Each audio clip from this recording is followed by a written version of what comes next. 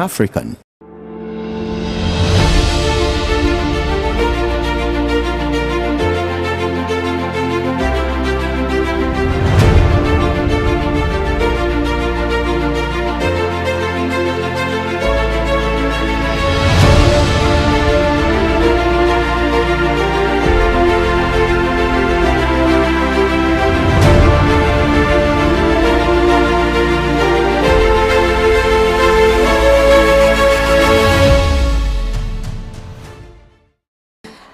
You're welcome to the only show that brings you happenings in the world of diplomacy and international relations, diplomatic affairs. My name is Harriet Nati. The show comes off every Saturday between the hours of 4 to 5 o'clock p.m. and we are also global across social media and Facebook. You can always catch up with us and get to know what is happening in this area. We are also in over 40 African countries in the interest of Pan-Africanism. So it is good to join us every Saturday and learn about all the current affairs when it comes to diplomatic exchanges, foreign policy of countries, and of course, learn what is happening at the global stage. So we have quite a number of stories lined up just for you, and I'm sure you would want to know more about it. So to begin, let me go through the headlines with you. We will take a break and bring you all the details. 146 member states of the United Nations General Assembly have recognized Palestine's statehood. Ministry of Foreign Affairs and Regional Integration has successfully held the third Made in Ghana Bazaar as part of boosting Ghana's economic diplomacy agenda. And also the 61st African Union Day has been observed in Ghana with a flag hoisting ceremony, and Ghana also observed 76th United Nations Day under the theme Fit for the Future, Building Better Together. UNESCO observes Africa Week with a focus on education through culture. And of course, we have Italy marking its National Day, also serving as the end of tenure of the Italian ambassador to Ghana, Her Excellency Daniela Dolandi. We have all the details.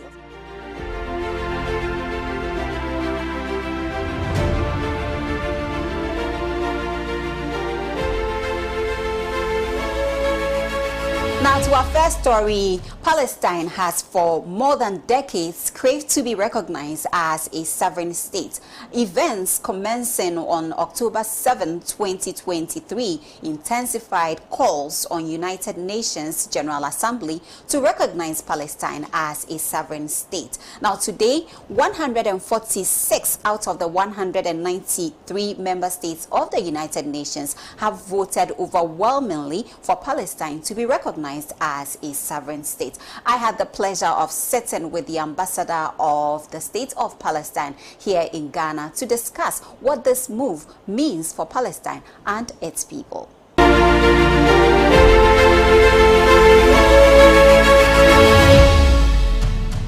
Today we are coming to you from the residence of the ambassador of the state of Palestine here in Ghana, and we will be talking to him. To be honest with you, we've always wanted to have this conversation, but we always wanted to talk about the positives when it comes to relations, bilateral relations between the state of Palestine and of course the Republic of Ghana. Today we are here and we're excited. Most importantly, we can talk about what is happening, the current situation in Gaza, and of course the people, the suffering of the people, which has actually affected the entire world when it comes to security and even economically, not to talk about the situation in the Middle East. So there is so much to talk about today, and we are very much excited to be coming to you from the residence of the ambassador of the state of Palestine here in Ghana. He is in the person of His Excellency Abdel Fattah Ahmed Khalil Asatari, and there is so much to talk about. Excellency, it's good to have you. Thank you. You're welcome. I'm so happy to be here, finally. Me too, you're welcome. Thank you so much.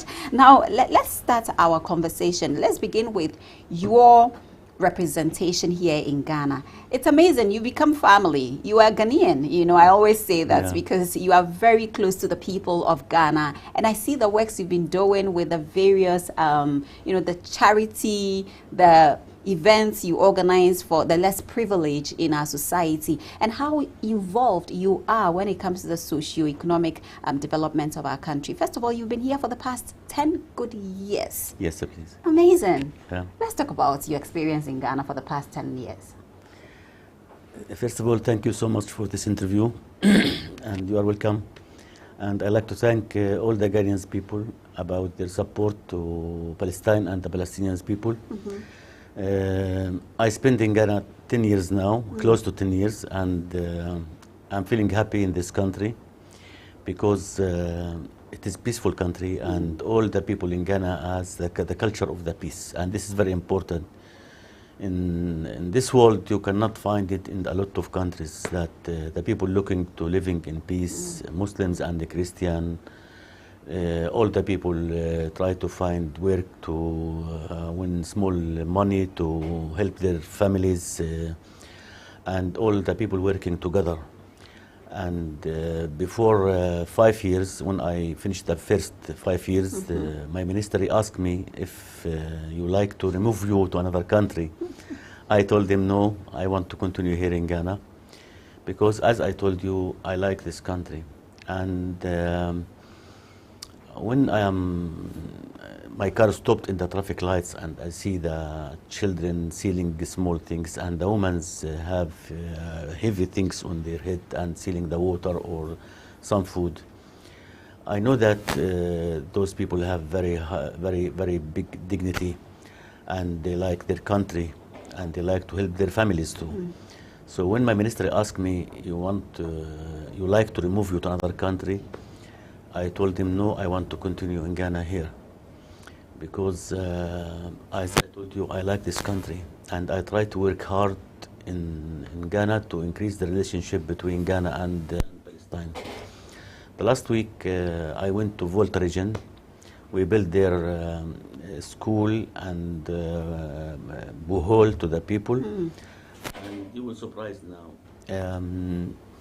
When one of the Palestinian people sent the money to do the bohol to the people and the mosque, I asked one of my friends, Samuel Blackwell, he is a Christian, I want to do this in some place. He told me there is some place in my country for Muslims community, I want to do it there. He's a Christian. The MP. Yes, for the MP. Not yes. Tong constituency. Yes, Honorable Samuel Blackwell.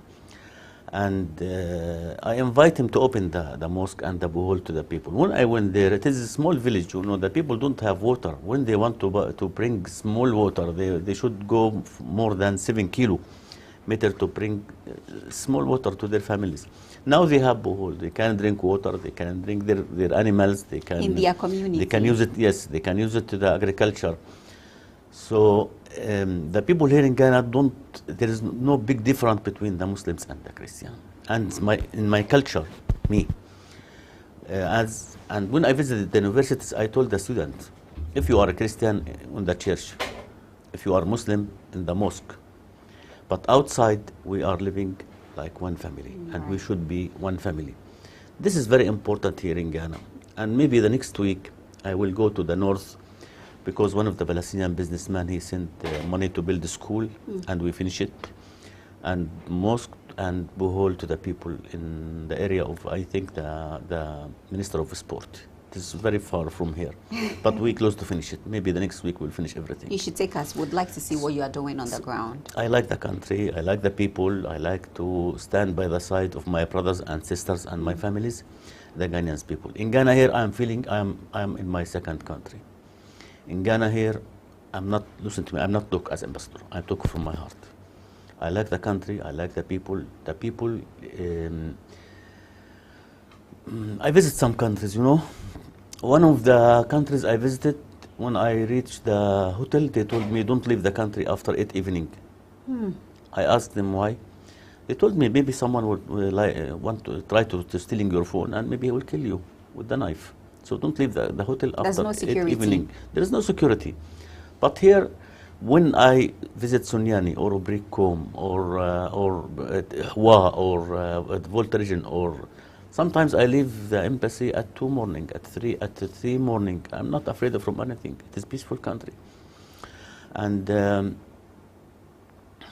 I try all the time to increase the relationship between my people and the Ghanaians people. The Palestinians community here, all the time, if some of them like to increase this relation, sometimes they buy a lot of things and ask me to give it to the Ghanaians people in Ghana here. And this is not, when I give the Ghanaians people something, it's not from the Palestinians people to people from another country. We have the same body, but this thing's from the right hand to the left hand.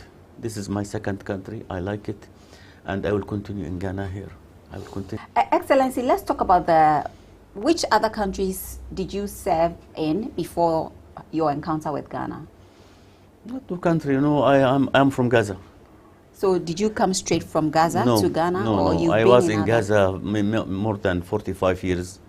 I know Gaza very well. I know the people in Gaza. I know the streets in Gaza. I know everything about Gaza. My family was there. I'm living there. My friends, plenty in Gaza. And I spent, as I told you, 45 years. And from Gaza, I traveled only to Yemen.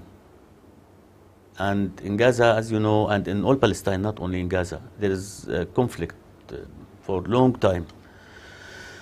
And when I went to Yemen, the Yemens start to fight against each other, and there was conflict between the Yemen's people to kill each other. And so I spent in Yemen 5 years. And then I traveled to Jordan for 1 month and 15 days, and then I come to Ghana. Wonderful. So when look to what's the situation in Palestine, how much we are suffering, the situation in Yemen, how much I'm suffering, and then I come to this peaceful country. So because of that, I like this country. I want to continue here. I don't want to leave it. And we like you. We don't want you to go. Yeah. All right then. So let's talk about life before October 7th in Palestine. What was it like? Let's talk about life before October 7th. What was Palestine like? Listen to me. My people suffering more than 75 years now under the Israeli occupation. Before some people think this conflict started on the 7th of October. Those people don't understand the history and don't read the history. Israel, before the Israelis start to come to my country, they was living in the European country and in Russia and some of the other countries. They was not in Palestine. The European countries, some of them don't like the Israelis to be in their country. They want to remove them to another country. And they asked their leader in that time, which country would like to go? To Palestine, to Argentina, or to Uganda? They was not in my country. All the people who's living in Palestine, they are Palestinian. The leaders of Israel said, we want to go to Palestine. We want to establish Israel in Palestine. You understand?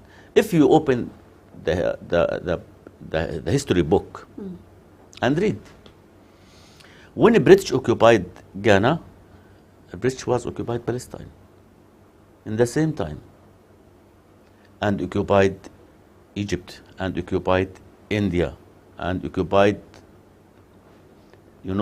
she occupied 30% from this world one day, British.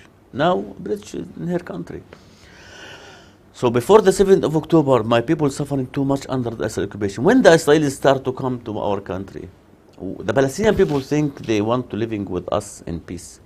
So if they need water, we give them. If they need food, we give them. If they want to living with us, it's okay for my people. We don't think that when they become more than the Palestinian people and the British give them all the weapons, you can imagine, tanks, rockets, warplane, everything they give them. And the Israelis become strong. They start in 1948, they start to bombing our villages and our cities. And they bombing everything in that year, and they killed 17,000 from my people. And they protected the Palestinian people from their cities and their villages. Now we have more than 6 million Palestinian people living outside Palestine. They cannot back to their housing. They cannot back to their garden. They cannot back to see their lands. Because Israel take everything. You understand? So Israel occupied 78% from our lands in 1948.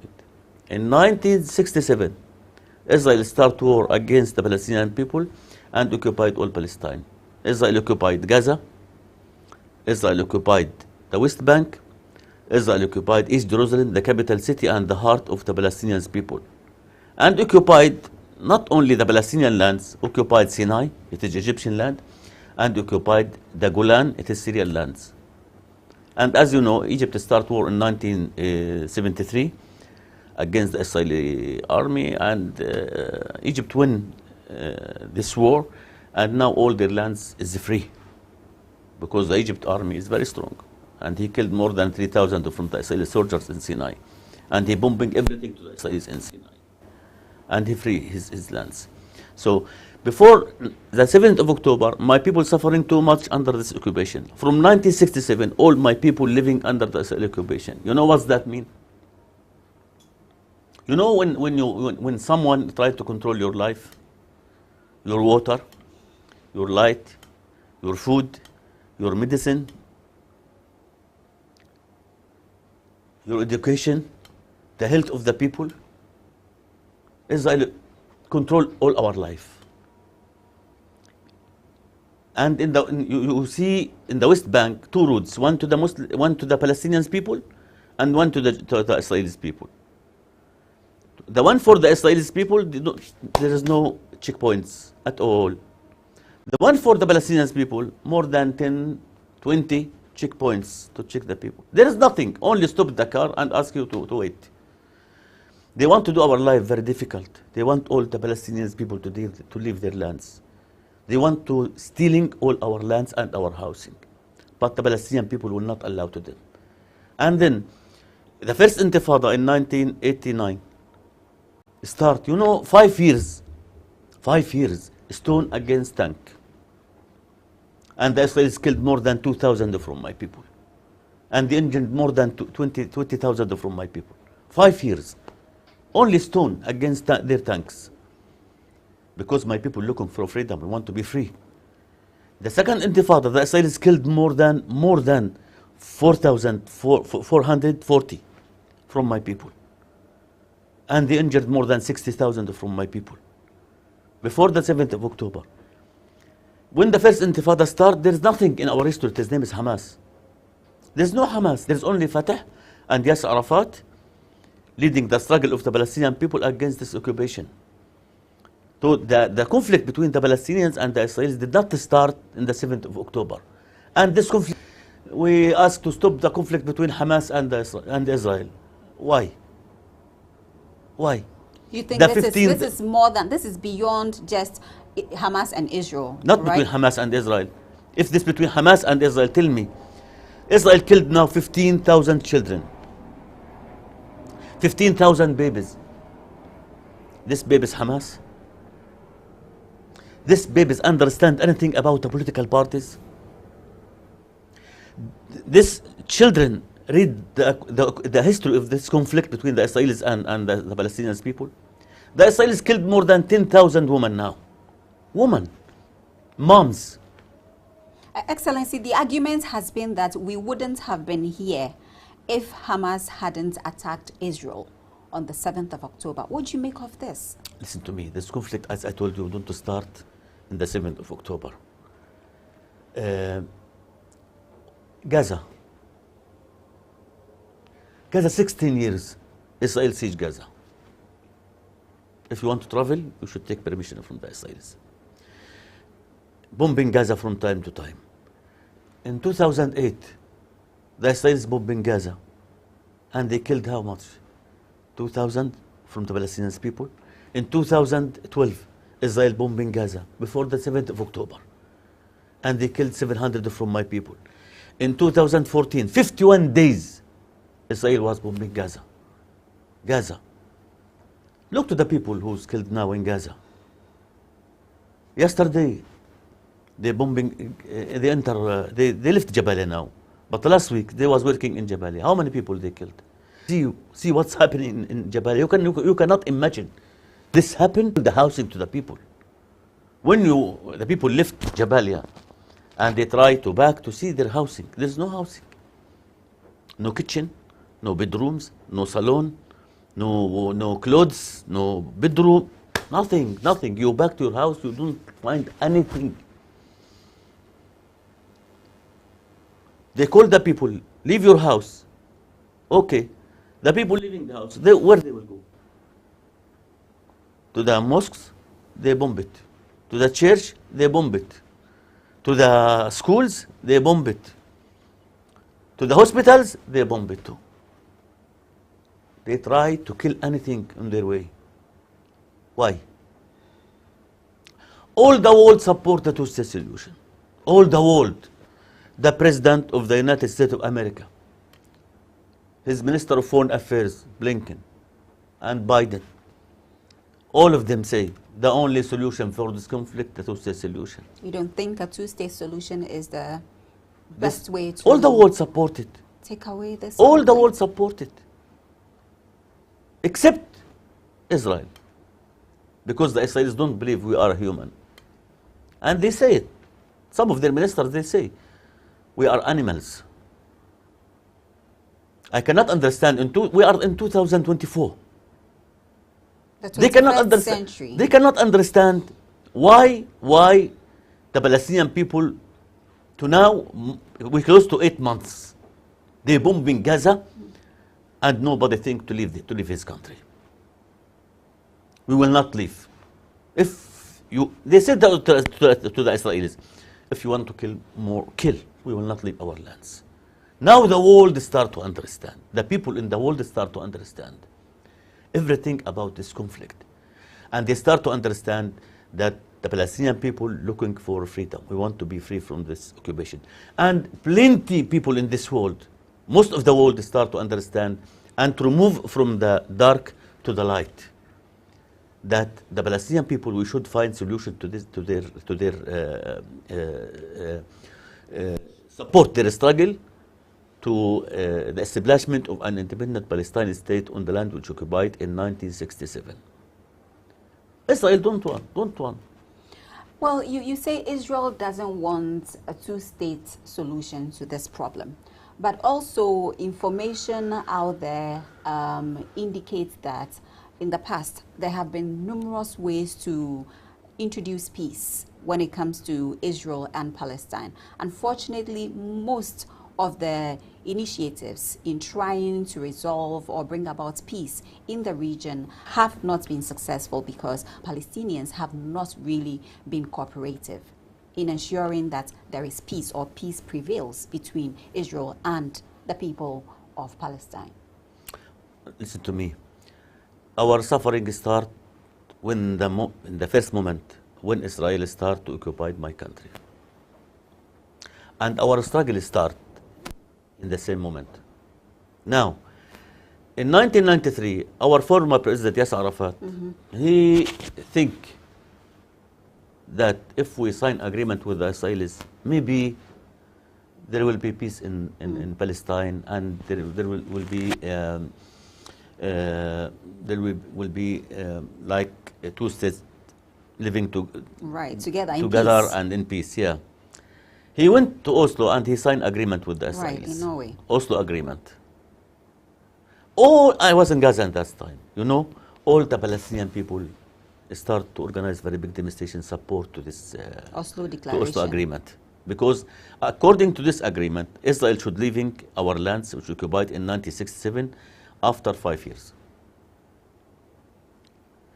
In the other side, the Israelis start to organize very big demonstration against the agreement. And their Prime Minister now, Benjamin Netanyahu, he started leading this agreement, and they took very bad against the Prime Minister of Israel in that time, Yitzhak Rabin, who signed the agreement with Yasser Arafat. What the Israelis doing, they start to organize demonstration against the agreement, and one from the Israelis people, his name is Yigal Amir, he shot the Prime Minister of Israel and he killed him. Right. He killed him. After he killed him, he don't killed only Yitzhak Rabin. He killed the peace process between the Palestinians and the Israelis. And some reports said that someone put something in the food of our former president Yasser Arafat, and they killed him too. We are looking for peace. We like the peace. Any human in this world, he should support the peace between all the people in this world. For me, I like all the leaders in this world to use the money for their countries, for the agriculture, for the education, for the hospitals, the health of the people, for the children, and to help the women. For me, it is better that they buy the weapons, because if we are normal people, we should looking and we should like to see all the people living in peace. Stop killing in this world. Why? So my people like to living in peace only. We want the Israelis to leave our lands which we occupied in 1967. Leave our lands. We don't like anyone to control our life. We don't like to see the occupation. Maybe some people think we hate the Israelis because they are Israelis. No. Or some people think we hate them because they are Jewish. They are not a Christian, by the way, you know. The Israelis, they are not Christian, they are Jewish. We don't hate them because they are Jewish or because they are Israelis. We don't like and we hate the occupier. Anyone try to occupy your country, you will defend about your country and your people. Anyone try to control any country in this world, all the people has the right to defend about themselves. And the Palestinian people defend about themselves against the worst occupation in the history, the Israeli occupation. They should stop and leave our lands. They should look back to sign. It is better for them to sign agreement with the Palestinian people and living in peace. What they want more? They want to kill more from the Palestinian people? Let's see what will happen in the end. They think we are still in 1967 and the world still in 1948. Israel occupied, as I told you, Gaza, the West Bank, East Jerusalem, Golan, Syrian lands, and Sinai. You know, in 6 days. 6 days only. Occupied all these lands in 1967. In 2024, they cannot occupy Gaza now more than 8 months. And Gaza, small country, 360 kilometers. Accra, big more than Gaza. Accra, big more than Gaza. They cannot occupy Gaza. We are not in 1967. The world not in 1967. The world now cannot understand, and he cannot believe that Israel is bombing full families in Gaza. Look at the demonstration in the universities in all the world. Look, some Ghanaian people come to my office before a few days. I don't know them, I don't met them before. And they told me we want to organize demonstration and we take permission from the policeman. We need only some flags. I told them some flags from themselves. Most of the demonstration, the Ghanaian people organize it, they are doing it from themselves. They pay the money from themselves because they support the justice, support the human rights, support the international law. We want to see justice in this world. We want to see justice to this conflict. Stop. The Israelis should stop and leave our lands. It is better for them if they are looking for peace. But as I told you, they don't believe we are a human. They think we are animals. We are not people for them. Over 140 countries out of the 193 UN members recognizing Palestine's right to exist as a country and also to be in charge of their space and, of course, their political entity. And this has received overwhelming support when it comes to the United Nations General Assembly. But my question is, Excellency, what do you think about this? Before I even go to my next question, what do you think about the UN General Assembly's support? That's mean for me, all the people start to understand all the land which occupied in 1967, it is Palestinian lands. And the Israelis should leave these lands and all the world start to believe with the two-state solution. Listen to me. Most of the country, for a long time, they recognize with Palestine. Now, if Spain and Ireland and Norway recognize with Palestine, this is very good. And I like to thank them, by the way. I like to thank them. But for a long time, most of the country recognize with Palestine. What do you want from the people to think, or the leaders in this world to think, when they saw only since 8 months, the Israelis killed 36,500 from my people. 5,000 of them children. Yesterday, they're bombing housing in Al-Bureij and in Nusayrat, two Palestinian cities in Gaza. Most of them is children, they are children. Children 2 years, 3 years. Some pregnant women, they killed them. Some of our children, their mom have birthed them in the war, and the Israelis killed them in the war. They burned them after the 7th of October, and the Israelis killed these babies in the last month. What you want the world to think when he see on the TV, what's happened? You know, when America bombing Japan, the second war, they killed 77,000 from the Japanese people in 2 bombs, Nagasaki and Hiroshima, 2 cities. 77,000 people. Now the Israelis killed 36,500 from my people, and there is more than 20,000 under the buildings died. We cannot remove the housing to check for our people. You talk about 50,000 people from the Palestinian people, and you talk about more than 100 injured people. What's that mean? You don't want the world to recognize with Palestine? If anyone, you or me, killed only 10 children, what they will call you? They will call you terrorist, right? They will call me terrorist. What's about government killed more than 15,000 children, bombing the housing of the people, ask the people to leave their housing, and then they bomb it.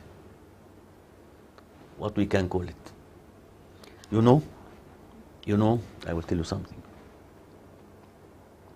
Some of the women, you don't have children. I saw in the TV 2 women, 2. One of them 11 years, and one of them 14 years. And they went to the doctor to check why she don't have children. After 11 years, one of them have twice children. The second one have 1 children. She have birth and she have 1 children. The Israelis killed the 3 children. And the world see what's happened in Palestine. So this is very important to the Palestinian people. That's 144 country now recognized with Palestine. And the Israelis should understand that they should leave our lands enough. And they should stop killing. They should stop their occupation to my people. In the world now, any country recognized with Palestine, in the vote on the UN or the Security Council, they will vote with Palestine.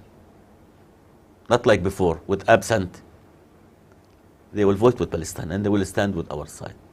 I think the next week, Slovenia will recognize with Palestine too, because their Prime Minister asked the Parliament to vote about it.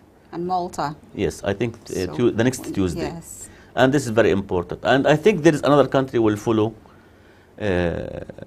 Slovenia too.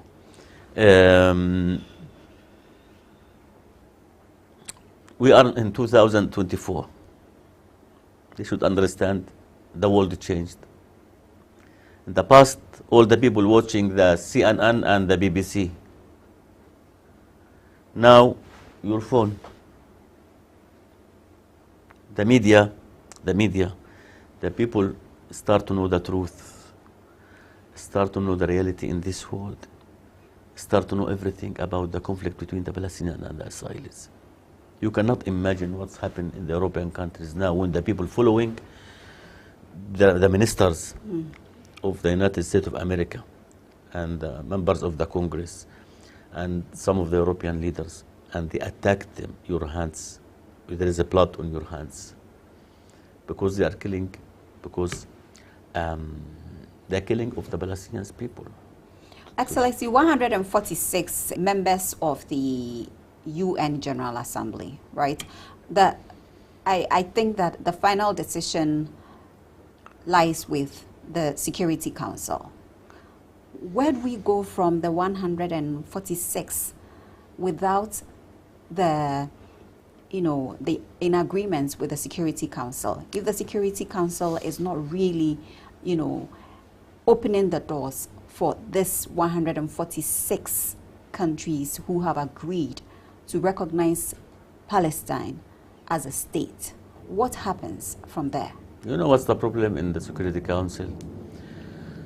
We will have the same problem which happened before 2 weeks when the International Court of Justice asked to stop the war in Rafah city. They take the decision to the Security Council. The problem there, all the countries vote to stop the war, except America using the veto. This is the problem. The United States of America, all the time in the Security Council, if there is any decision against Israel, they're using the veto against this decision, and they stop it. This is the problem. Ghana voted with Palestine before 2 weeks, because Ghana stand all the time with the side of justice, and the human rights, and the international law. And this time, I'd like to thank the President of the Republic of Ghana and the government of Ghana and all the Ghanaian people about their big support to Palestine and the Palestinian people. So all the world asked Israel to stop this war. Israel refused. What they want to occupy all Gaza? Okay, after that, what will happen? Let me ask. Now the children, the Palestinian children will grow, and they saw what's happened to their fathers and to their families. When you watching the TV and looking to their eyes, you will see and understand how much they are angry about what's happened to their people. These children, when they grow, what they will do?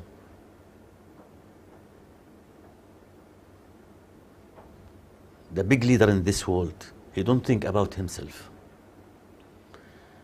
He think about the future of his people, and the future of his neighbors, and the future of all the world.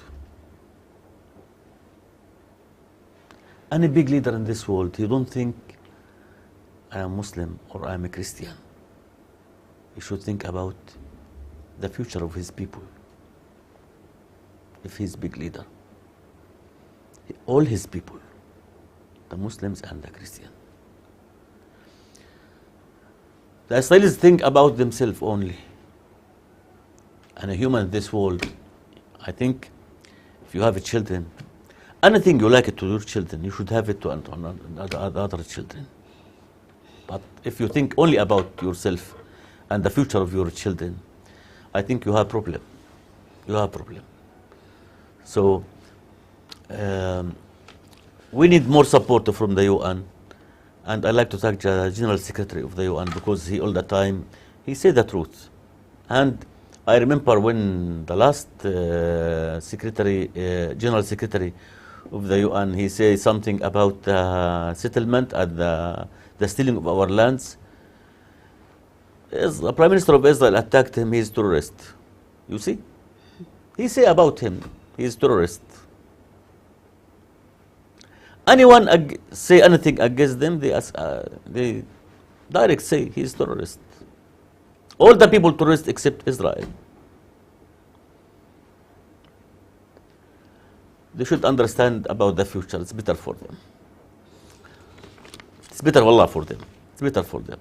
The world changed now. Let's see let's see what will happen. Right. Okay. Let's see what happens, and we are keenly following developments, especially at the global stage when it comes to the United Nations, the UN General Assembly. Over 146 countries exactly out of the 193 are seeking support, and they are recognizing the state of Palestine, which is very important. I think it's about time, and I'm sure more countries are going to follow suit in the coming days, and so we will be following keenly and bring you all the developments on diplomatic affairs. My guest has been the ambassador of the State of Palestine to Ghana, His Excellency Abdel Fattah Ahmed Khalil Al-Sattari, and it's been a pleasure speaking with him to learn more about the people of Palestine and of course the region, the current situation. Thank you so much, Excellency. Thank you for you too. For speaking to us. We really appreciate it. Thank you. Right. My name is Harriet Nati. The show is Diplomatic Affairs, and we are taking you back to the studio.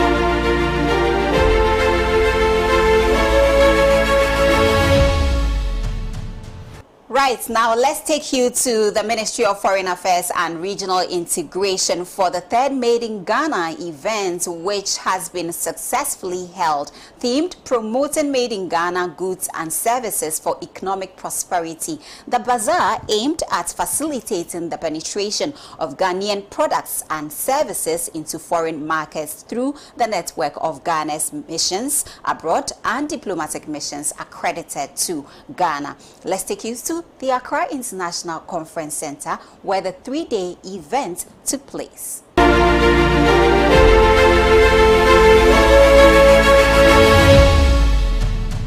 The Ministry of Foreign Affairs and Regional Integration will continue to work together with its partners to identify more markets for our Ghanaian products and services. It is in this light that this bazaar is being held with a view of compiling data on our exhibitors and to circulate same with our Ghana missions abroad, as well as our diplomatic missions accredited to the Republic of Ghana to help identify markets for them to expand.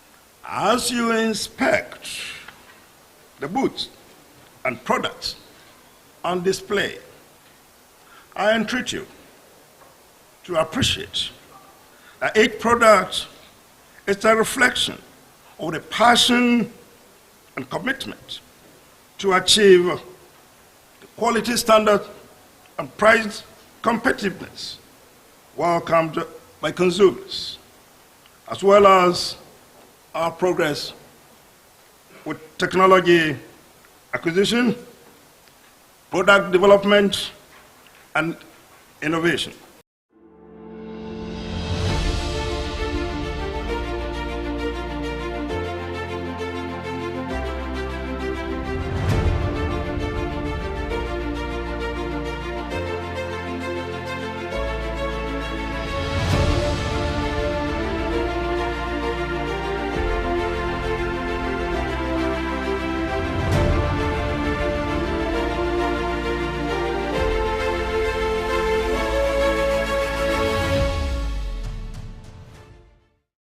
I do produce, collect, and export handicraft, precisely woodcraft.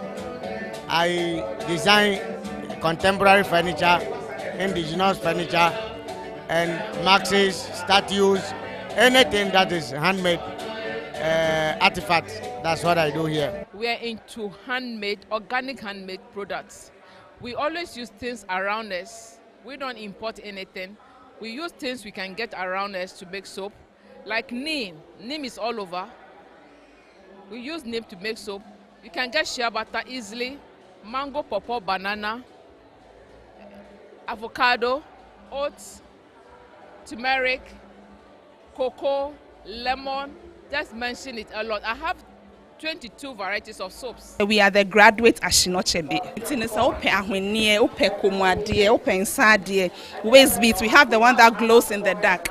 You will customize inside the you're fascinated, you're bridal fan, but mainly in our waist beads and our necklaces. No. Every material you see, any footwear you see, we basically do footwear, that is shoes, slippers, and then sandals. We also do raw cuts from belts, for belts too. So that's what we basically do. So I share my moi, such as an idea ha yen bebre. In fact, I'm a flooding near Dinaba. If you decide, say, may I say, we send a bema plastics in the side in etimi and who are bound for so ama ye mine. My dear Juman so about on mine anymore. I think so. I made that joint say, met trainee others, send a bear or monsoon, being say, when any waste be a can, and meet me the year before. I who bound for so. Mistress say, come me pie bonus say, a bind a bois, yeah, ye kita sign your mano. Because enye easy. So ube yesa ejuma way.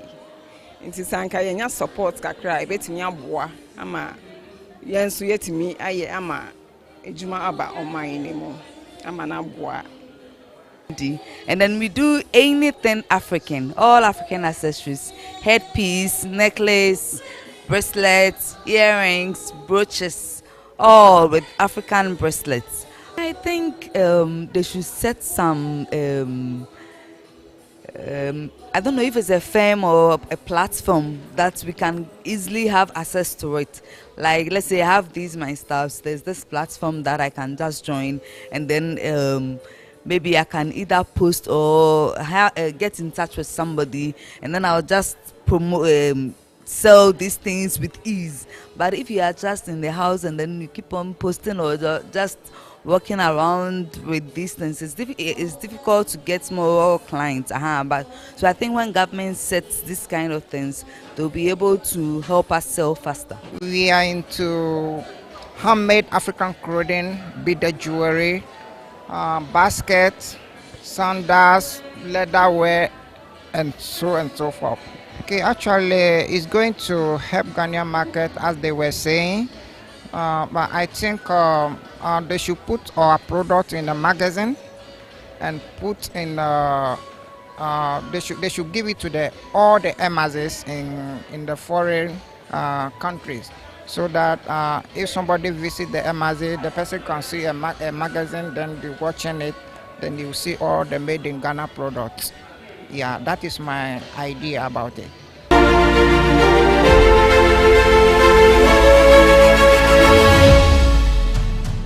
Let's talk about the African Union, shall we? Now, the 61st African Union Day has been observed in Accra with a flag raising and tree planting ceremony. Now, themed education fit for the 21st century, building resilient educational systems for increased access to inclusive, lifelong, quality and relevant learning in Africa. This year's celebration underscored the crucial role of education in the continent's development. I'm taking you to the forecourts of the State House where this event was held.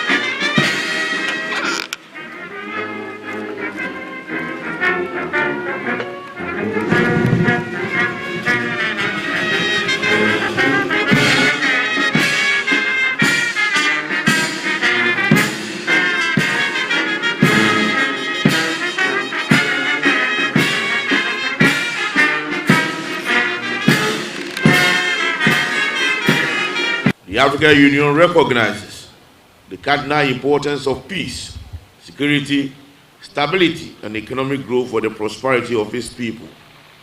It is for this reason that the African leaders remain committed to addressing issues of food security, energy crisis, upholding democracy, climate change, health issues, internal conflicts, terrorism, and violent extremism facing the continent in this march towards attainment of the African Union Agenda of 2063. In this regard, Ghana is delighted to play host to the African Continental Free Trade Area Secretariat, a flagship project of the AU and a key milestone in the attainment of Africa's transformational development agenda. I wish to use this opportunity to urge the member states to strengthen their commitment to the AFCFTA, as it has the potential to shape the future of the continent, strengthen its position in the global market, uplift the lives of its people, and accelerate the sustainable growth and development of the continent. Okay. Commitment to education has marked the continent's progress since the 60s. Now more than ever, this resolve must transform Africa into the world's powerhouse for the 21st century. The AU Year of Education is a unique opportunity to recommit member states to achieving the Continental Strategy for Education in Africa, Agenda 2030 and CDG4, as well as Agenda 2063. Excellencies, distinguished guests, if knowledge is power, then education is the key to unlocking that power. Education is now front and center of the development debate, and with good reason. Today, 40% of all Africans are under 15. Another 100 million children will be born here by 2050. Yet, of the 1 million Africans entering the labor market every month, fewer than 25% find a job in the formal economy. This demographic dividend should offer a tremendous opportunity for Africa to build a valuable base of human capital that will serve as the engine for the economic transformation of our continent.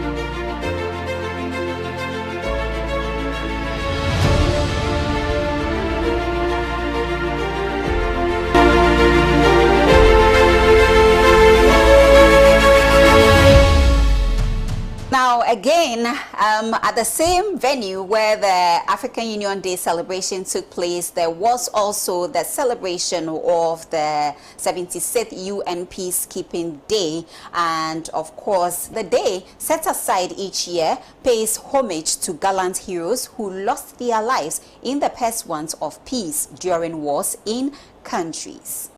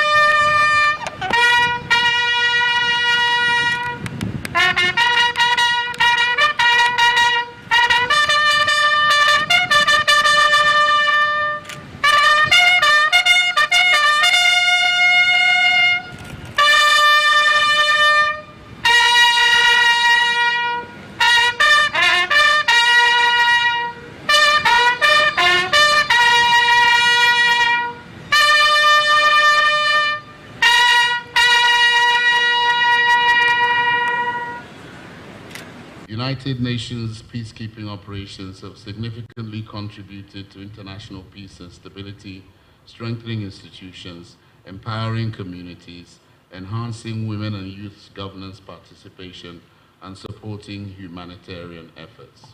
We recognize the bravery and commitment of peacekeeping worldwide, embodying unity, resilience, and hope. Peacekeeping remains dedicated to safeguarding civilians, saving lives, and promoting peace and collaboration across many countries. As one of the pioneering troops contributing countries of the United Nations peacekeeping efforts, Ghana's commitment to the key role that the United Nations plays in the maintenance of international peace and security cannot be disputed. Over the years, we have volunteered approximately 100,000 uniformed personnel as well as civilians in various capacities in more than 35 UN missions around the world. Our uniformed personnel have served with pride and distinction since the 1960s, working in diverse and challenging conflict and post-conflict situations. Their contributions have not only brought hope to conflict-affected regions, but also brought honor and pride to our dear nation, Ghana. The changing nature and sacrifices of modern-day conflict, complicated by terrorist threats and the dire humanitarian and socio-economic situations, pose a challenge to the international community. It is regrettable that despite the noble mission that the Blue Helmets carry out every day in extremely difficult and dangerous situations, we continue to witness an upsurge in conflict and war situations in many parts of the world. This underscores the need for continued support for member states and communities to enable UN peacekeepers carry out their mandate effectively.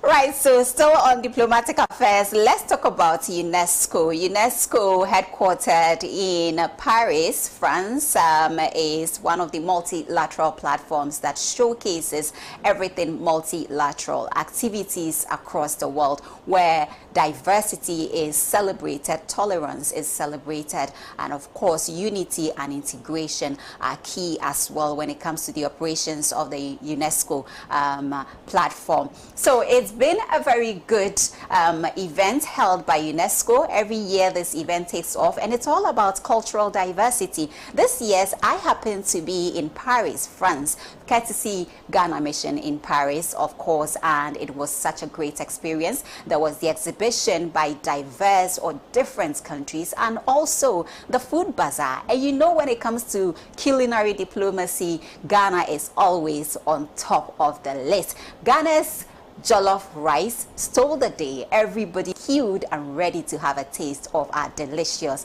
jollof. I had the opportunity to interact with Ghana's representative to Paris, and it was such a great experience. I'm taking you all the way to the headquarters of UNESCO and share all the experience with you.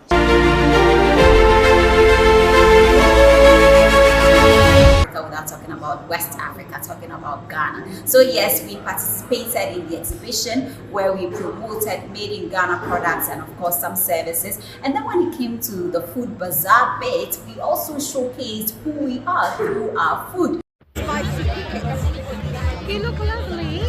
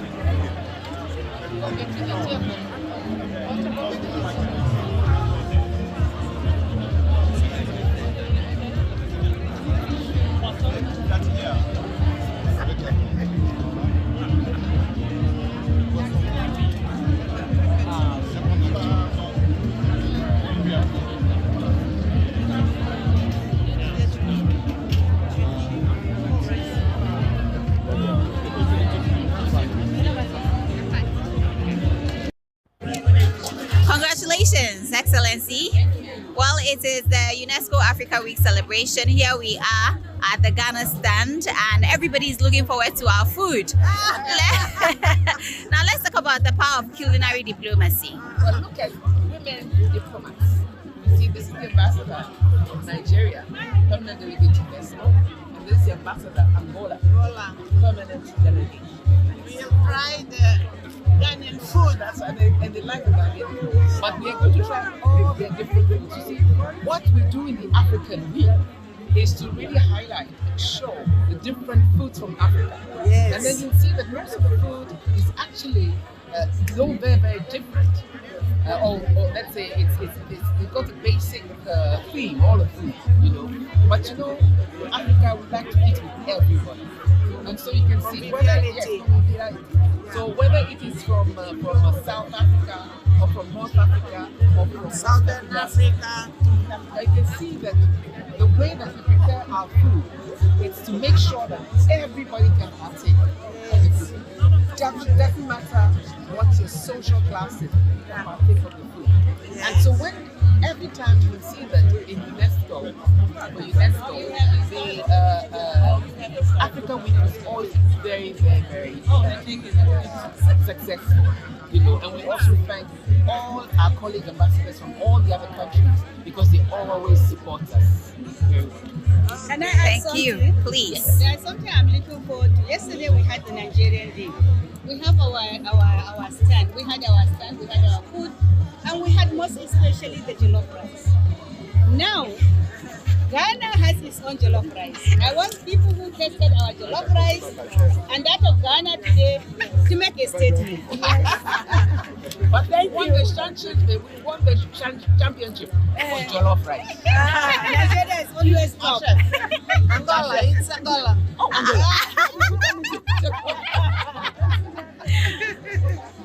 Thank you so much. You're very welcome. Yes, I am through. I'm doing the food. You have to tell them what we have. Our beef stew. Okay. Jollof rice.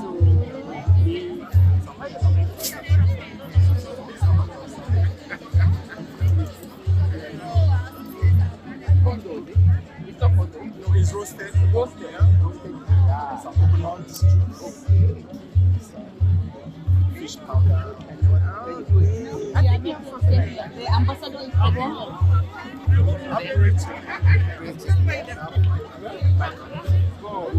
You'll see that in different places they also have fried plantain. So that's good.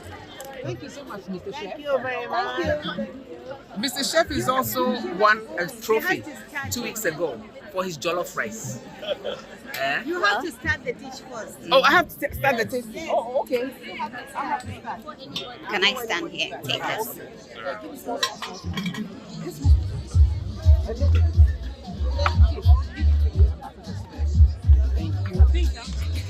And then you give us this idea. Small. Yes. But we're going to go everywhere. Yes, please. You didn't need it.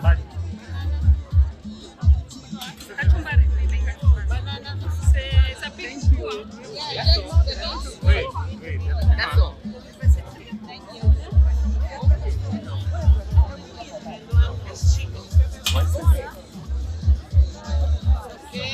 Okay.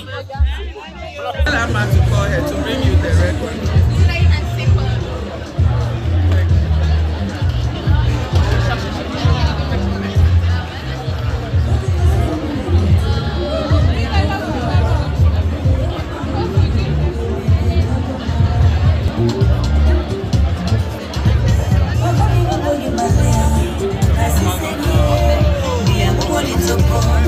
Let's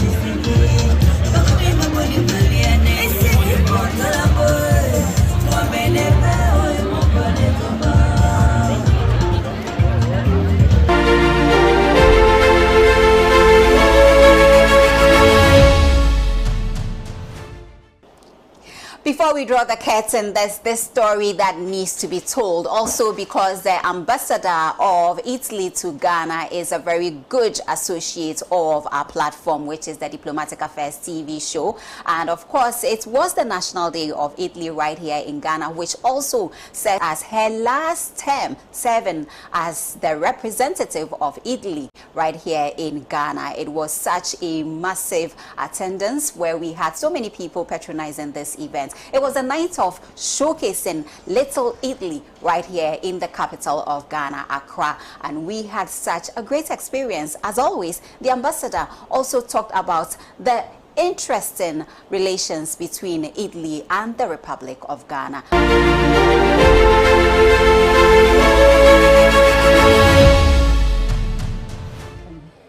Ghana has become, in 2024, a priority country for the Italian Development Cooperation.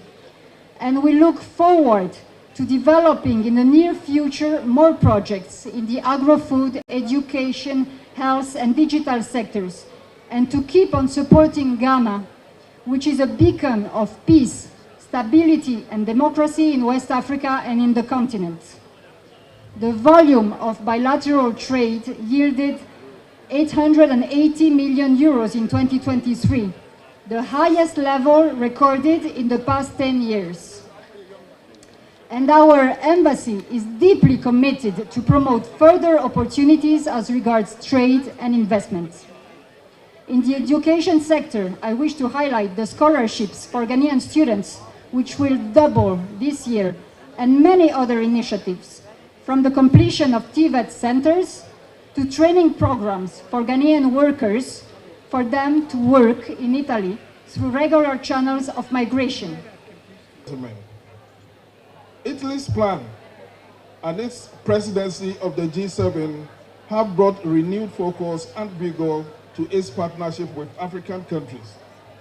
Ghana is honored to be designated as a priority country for Italian development cooperation in 2024. This focus promises to bring about collaborative projects in agro-food, health, education, and digital innovation sectors, areas that are vital for our nation's development. One of the cornerstones of our partnership is trade. Italy is one of Ghana's significant trading partners within the European Union. Our countries engage in the exchange of goods such as cocoa, gold, and timber from Ghana, and machinery, chemicals, and textiles from Italy. The impressive volume of bilateral trade between our countries is a demonstration of the dynamic economic relationship we share. L'Italia se desta dell'elmo del scipio, se cinta la testa, dove la vittoria le